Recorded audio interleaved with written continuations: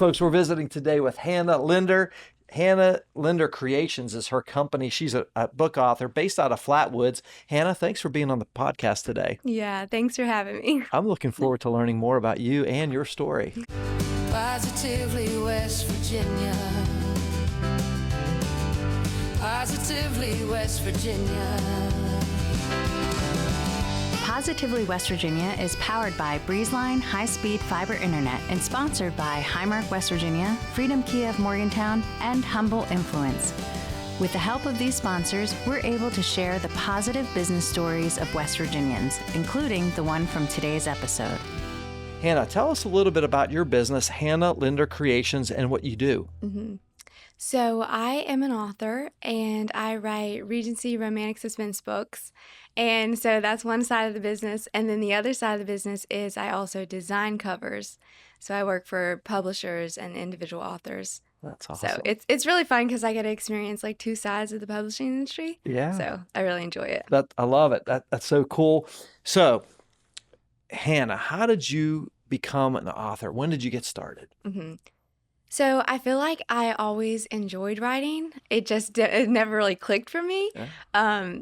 I was homeschooled, so my mom would give me writing assignments, and she would come in, like, it would be hours after school was over, and I'd still be in there working on my story, and she'd, like, pop in her head and be like, you can be done now, like, but, like, I just really enjoy, like, making stuff up, making up characters and stories. Yeah. And then when I was 11, we grew up watching a lot of old Westerns, and I was just really into that when I was a kid. And so got on Microsoft Word and started like creating wanted dead or alive posters.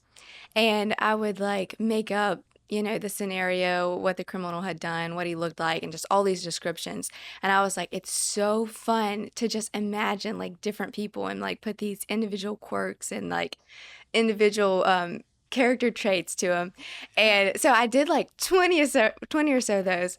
And then, but still, like, it didn't click. I was like, I love this, but I didn't really realize what I was doing.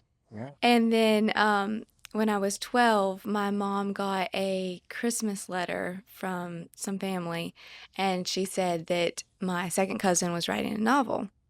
And, like, I had never considered the fact that somebody my age could write a book. I just had never thought of that. You're 12. Yeah, I was 12. Wow. And I was like, I think I'm going to do that. And so I brought up a Microsoft Word document and typed out the first chapter, and I was immediately hooked. I loved it. Wow. That's when it clicked. Yeah, it clicked.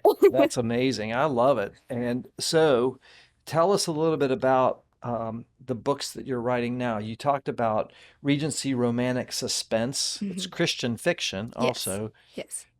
You're a believer. Mm-hmm. What does Regency romantic suspense mean? Mm-hmm. Tell I get a lot of blank stares when I tell people I write Regency fiction. They're like, okay, what's that?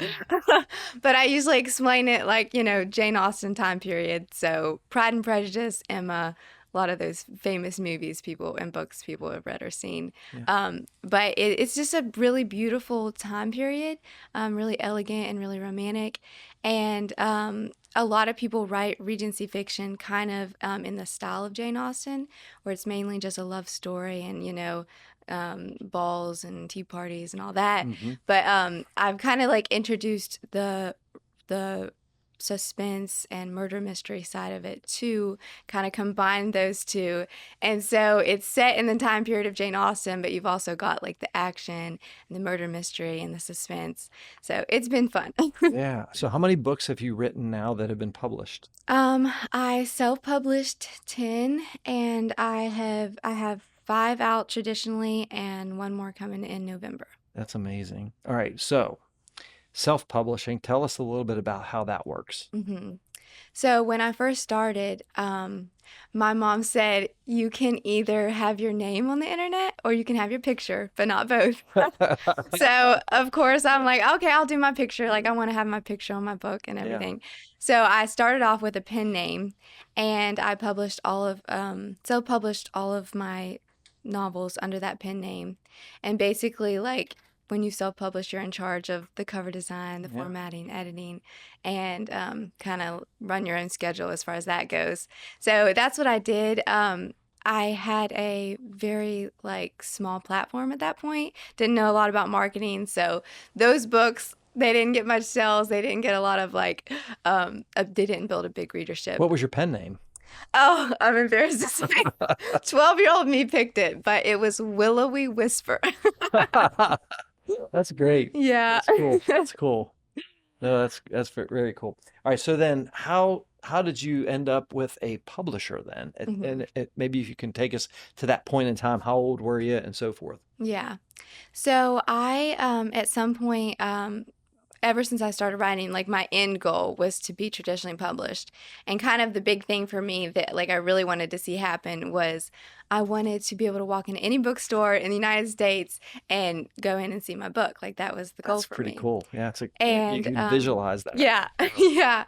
And so at some point, I think I was 18 or 19, I was like, what I'm doing is not actually like moving me forward. Like I just keep writing books, publishing it myself, and it's not like reaching an audience.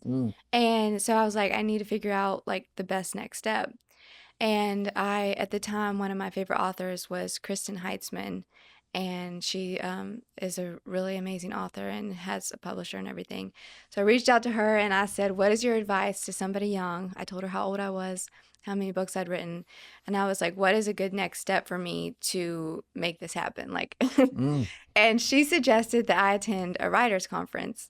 And so I did. And really that is what helped me to figure out what I needed to do, because there was just a lot of things at that point that I was not doing correctly, a lot of writing craft mistakes, and a lot of things like with my platform that could be worked on.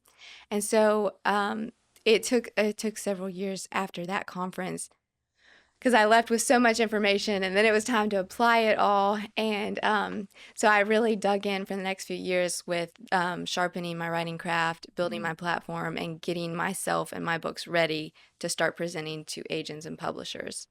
And so very methodical, right? I mean, yeah. You had a process to go through. Yes, I did. That's And very then cool. there was a period of time where I did get an agent, and we ended up not being the right fit, but that's okay. We amicably parted ways, and then within that same year, I met my agent now, and we were just perfect fit. She's a kindred spirit, and shortly after that, we sent out my proposal and got a contract with Barber Publishing. Yeah. So how many books have you published through Barber now? Is that, you said it's 5. 5, and It'll then be one 6 coming in in November. November? Yeah. Yeah. This is very cool. I love it, and I love the journey that you've been on. So I love the story of how you started writing, and this letter from a family member talking about somebody who was your age group, kind of writing a novel, and the idea clicked with you, and this could actually be a thing. So how many years total now have you been writing and publishing books? Well, I'm 26 now, and since I was 12, So 14 yeah. years or so. Yeah. That's amazing. Yeah. Good for you. I love it. So where can people buy your books now? I mean, you mentioned bookstores. Yeah. Is that reality?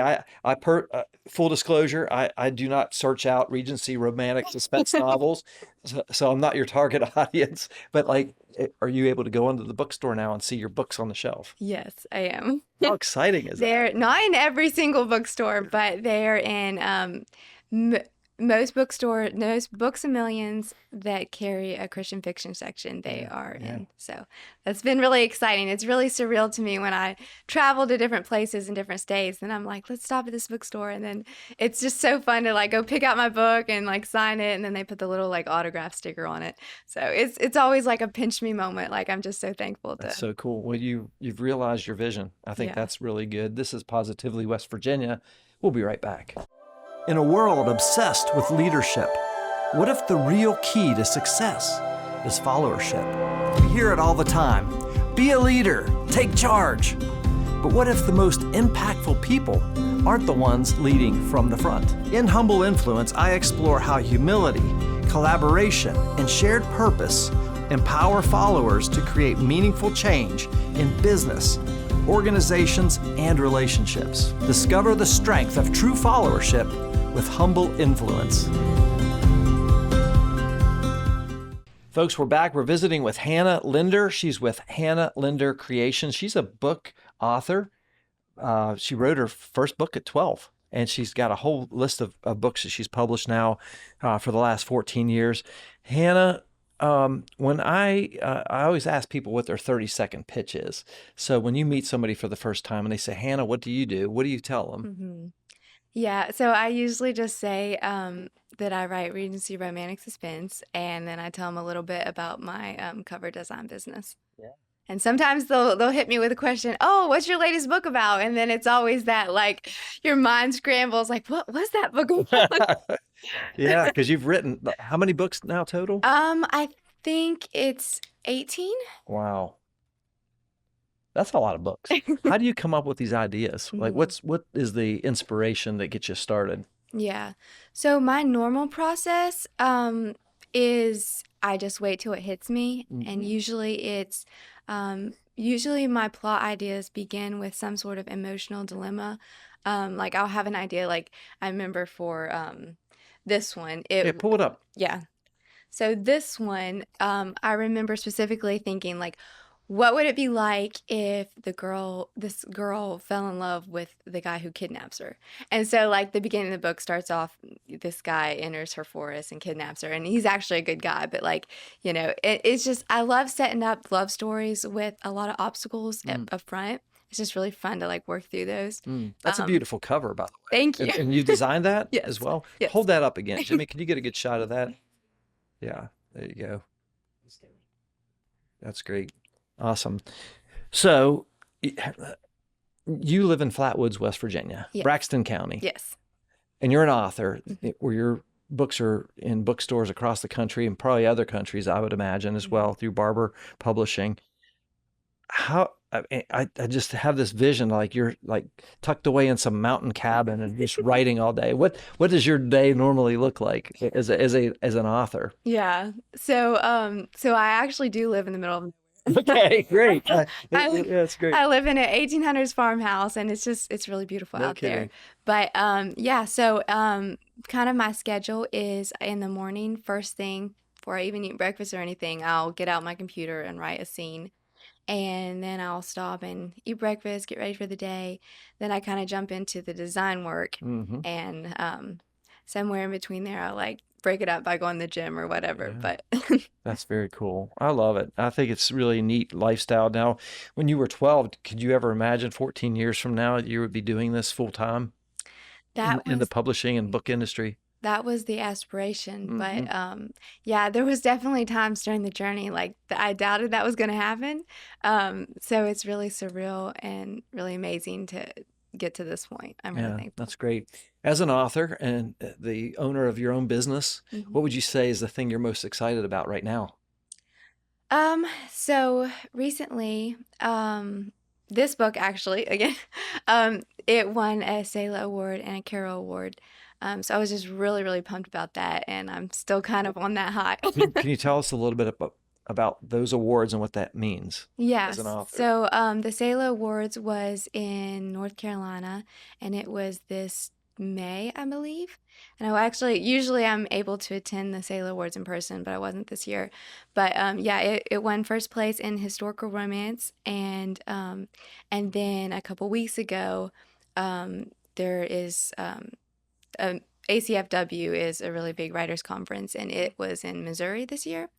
And this was also up in historical romance. It was a finalist, and then it ended up winning. So I was just so happy. I've entered the Carol Awards before and never have taken first place. And so it was just really an honor to get to see that happen. Yeah. And does that kind of put you on the map maybe as a recognized award-winning author then? Is that kind of the point of these recognitions, if you will? Yeah, for sure. Yeah. Okay, good deal.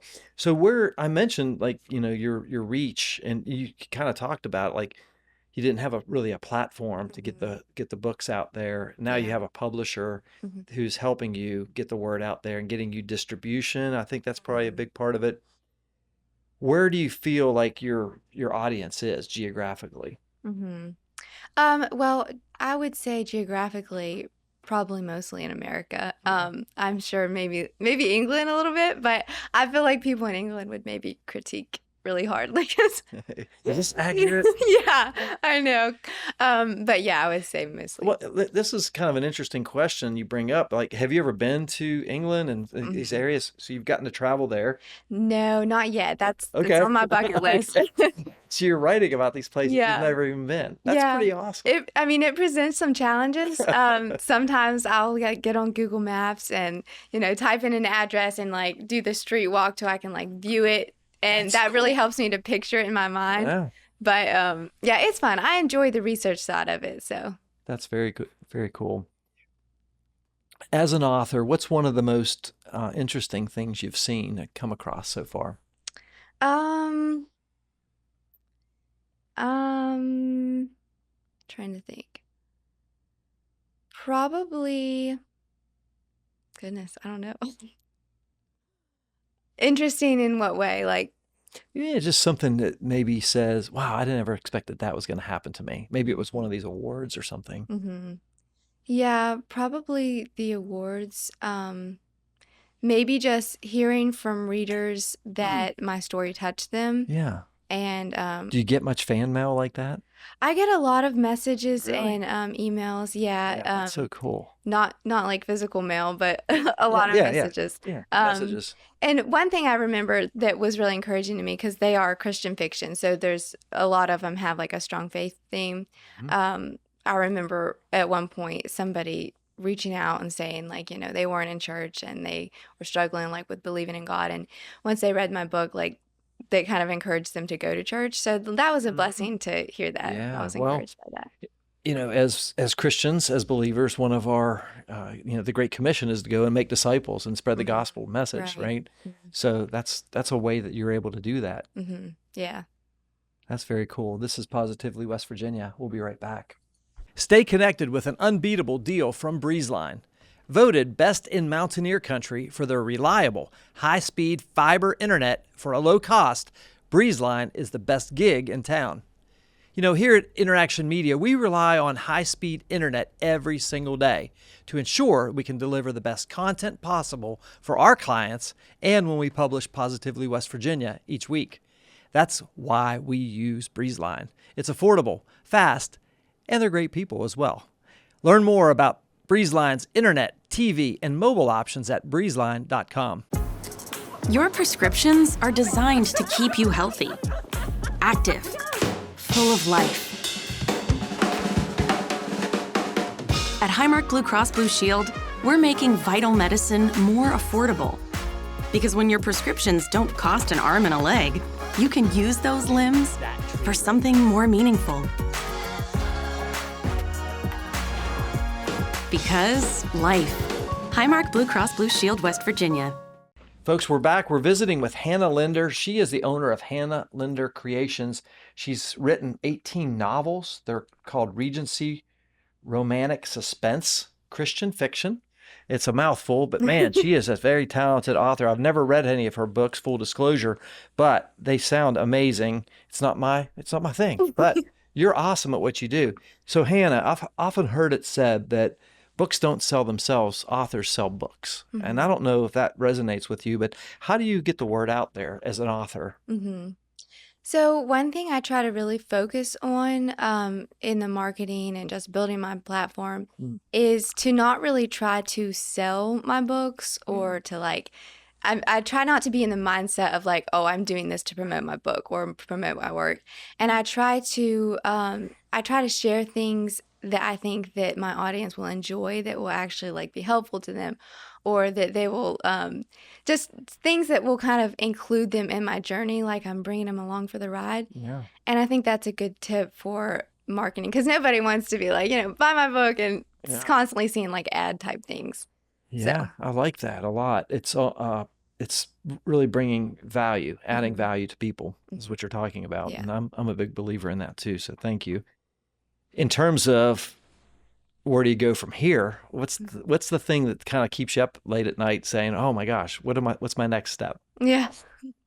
So the next the next goals that I have in mind as an author is I would like to hit one of the big bestseller lists. Yeah. Which I have. I've hit #1 bestseller on Amazon before during like sale promotions and stuff like that. But there's a few like the New York Times bestselling list, USA Today bestselling list. That's kind of the goal that I have in mind. So How hard is that to accomplish, and what has to happen to make that Yeah. to be true? Yeah. So you basically have to sell a certain amount of books in a certain period of time. I can't tell you off the top of my head what the number okay, is. yeah. But yeah, and I think that it's something that has to be done not just during like a sale. Like it has to be like a consistent selling of books. So Yeah. So I think you're onto something here, because obviously you want to have goals as a business owner. You want to, as an author, you want to get the message out there, not just to sell books, but to really inspire people, and maybe even change their trajectory. Like you said, touching somebody who hasn't been to church for a while, and you get them to think, and next thing you know, they're back on their faith journey or something of that nature. So the social media things that you're talking about, sharing that part of the journey. I mean, I'm going to plug people to say, go out and buy Hannah's books, first of all, because I think that would help you. If a couple people listening to this podcast go out there and do that, I want to support you as well. I think it's super cool that you've written 18 books and published them from West Virginia. I think it's kind of a neat thing. Most of us think of authors in big cities and making it big or whatever, but you're doing it here from Flatwoods, and I think that's really cool, in an old farmhouse. yeah. I think it's really neat. So do you have a vision for not just the books, but Hannah Linder Creations long-term? What does that look like? So that's been a question that I've kind of wrestled with, because, at some point I hope to get married and have kids. And I really want to be a stay-at-home mom and homeschool my kids. So that's always going to be priority. But I want to still want to make time to keep my design business and somehow do both. So I think that like I always want to give my 100% to the writing. That's like my dream and my passion. But the design work, at some point, I might have to scale back a little bit as, life changes. And Yeah. I think you got yourself set up, because you have a background. You have a degree in graphic design, right? We talked about that before the show started. And so you have that skill set, and your books are beautiful. I mean, they're just gorgeous design. So you have a gift there, and then this gift of writing, and that's something that could be done anywhere, right? At any time. Yeah. As long as you have energy, I guess. Right? So I think that's really cool. So I want to talk a little bit about leadership, because I'm a student of leadership, and anytime I have somebody who is a leader, you're a leading author and doing great things. What do you think is the most important attribute for a successful leader, especially in the business world today? I think that one thing that I feel like is really important is just, as a leader, is just to stay humble. Because I feel like in leadership positions or positions of success, it's easy to kind of be like, look at me, like I'm in this position, I'm doing this, and be so focused on our position and what we're doing, instead of, like, as a leader, we should be more focused on other people, like how we can reach other people and what we can give, and not so much like what we're getting. So I think to just stay in that mindset of humbleness as we're leading will make us a better leader. Yeah, I love that. Thank you for sharing your wisdom on that, for sure. So I'm going to give you 2 questions related to advice. Okay. If somebody's sitting out there and they're hearing Hannah Linder's story about becoming an author, writing their first novel at the age of 12, and they're saying, I have a book inside of me, I would love to start writing a book, what's one piece of advice you would give them?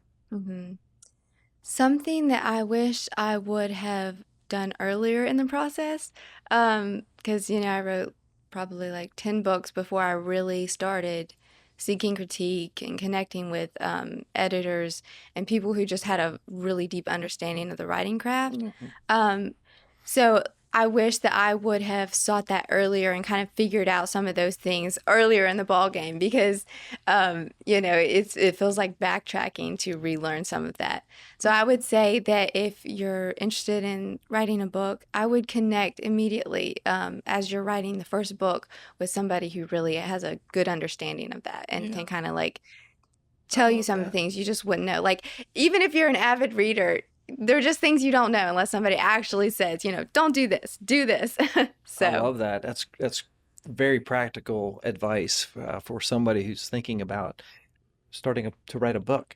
The other thing I was going to ask you is, you mentioned a writer's conference. Is that something also that would be a good thing for somebody who's maybe really seriously considering? Is that something that was helpful to you? It sounds like it was. It was a game changer for me. Absolutely. Yeah. I really enjoyed the different writing classes because you can kind of pick which ones apply to you.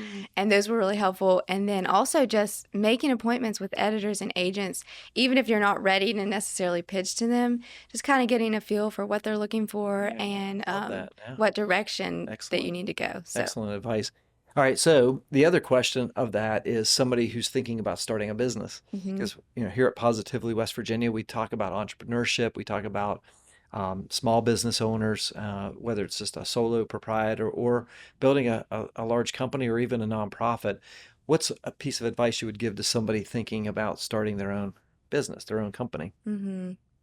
I would say to just, really work on establishing your brand, knowing your audience, and being strong in what you're offering to people, being just really secure in what you're going to deliver. And then, it's one thing that I kind of did when I was starting off my business and, as an author, I kind of say, like, I faked it till I made it, you treat yourself as a professional and like a real business, even if in the beginning you're not really, because like just treating it like a career, treating yourself like a professional will get you in that right groove towards heading to the right direction. Yeah, take it serious. Yeah, in other take it words, serious. really, I like that a lot. Hannah, we've covered a lot in this interview. Is there anything else that you think people should know about your story or your journey, or about your books? Well, we've talked a little bit about the fiction books. One thing we haven't talked about is the poetry book. So I have this book, and it came out like a year ago, I think, and I have a second volume coming out soon. So I'm excited about that as well. What's it called? It's called Bygone. Bygone: Musings and Poems from a Regency Hearthside. Tell us a little bit about this book. It's mainly a lot of the journal notes and poems that I would scribble into different notebooks throughout the years. And then at some point I decided, you know what, I'm just going to put this into a book. That's And awesome. so it's a little more of a personal project. Like, I feel like, if somebody reads it, I like, you're reading my journal sort of thing. But it's been fun. I've really enjoyed it. Is that through your publisher as well? No, that was actually self-published. Self-published. Through my agency. They kind of helped with the publishing process. That's very cool. Yeah. All right, very good. Yeah, that's wonderful. Again, as we close out our time here, how can our listeners learn more about Hannah Linder? Get your book, first of all. Like, what's the best way for them to do that, and maybe even get in touch with you? What's the best way? So I'm on Facebook and Instagram, and I also have a newsletter and a website. And then my books, you can buy them pretty much anywhere books are sold online. And then in person, they're in most Books A Millions. Yeah, good. How important is a review, like a positive, a 5-star review, say on Amazon or something? Yeah, How important is that? Very important. Yeah. Yeah, I feel like the author is always like checking their reviews, and when that number grows, it really helps the Amazon algorithm, and you make more book sales the more reviews you get, because then Amazon's like, this book's doing well, I'm going to start promoting it more. So reviews are definitely helpful, even if it's just a rating. Like, it doesn't even have to be like, I liked this book because such and such. Like, just the rating helps. Sometimes a sentence could sum it up. Yeah.